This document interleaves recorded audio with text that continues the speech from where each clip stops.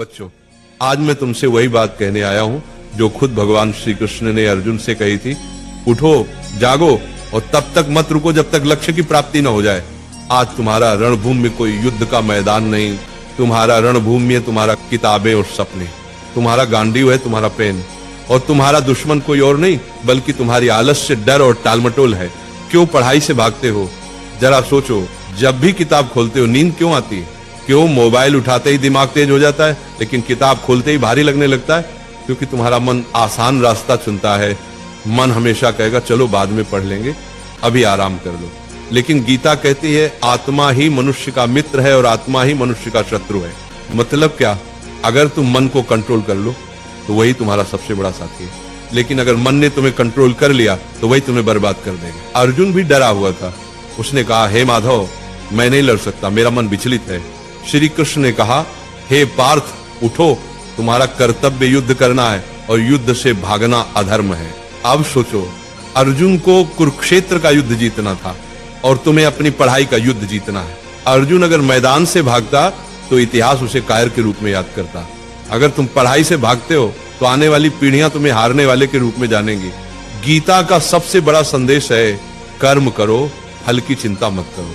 आज अगर तुम 5 घंटे पढ़ते हो तो तुरंत रिजल्ट नहीं दिखेगा, लेकिन ये मत सोचो कि मेहनत बेकार जा रही है।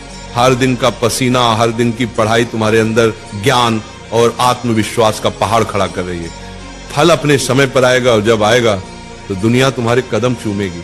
आज तुम्हारा असली दुश्मन पढ़ाई नहीं, तुम्हारा असली दुश्मन है आलस्य, ध्यान भटकना, सोशल मीडिया और कल से पढ़ेंगे वाली सोच। गीता कहती है संयम ही सच्ची विजय है।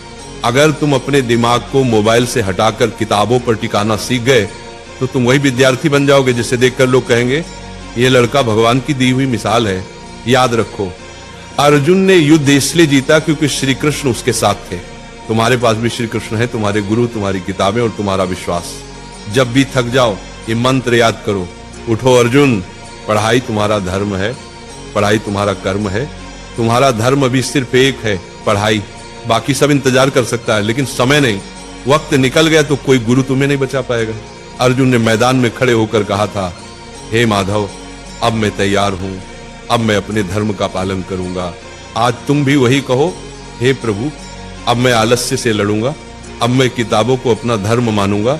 आज से तुम पढ़ाई से भागोगे नहीं, आज से तुम किताब को दुश्मन नहीं बल्कि सबसे बड़ा मित्र मानोगे। आज से तुम वही विद्यार्थी बनोगे जिसे देखकर माँ बाप की आंखें गर्व से भर जाएंगी। याद रखना, पढ़ाई ही तुम्हारा युद्ध है, मेहनत ही तुम्हारी गीता है और सफलता ही तुम्हारी विजयश्री है। और एक बात नाम जाप किया करो, राधा राधा। 24 घंटा में सिर्फ मुझे 24 मिनट देकर देखो, फिर तुम कहना।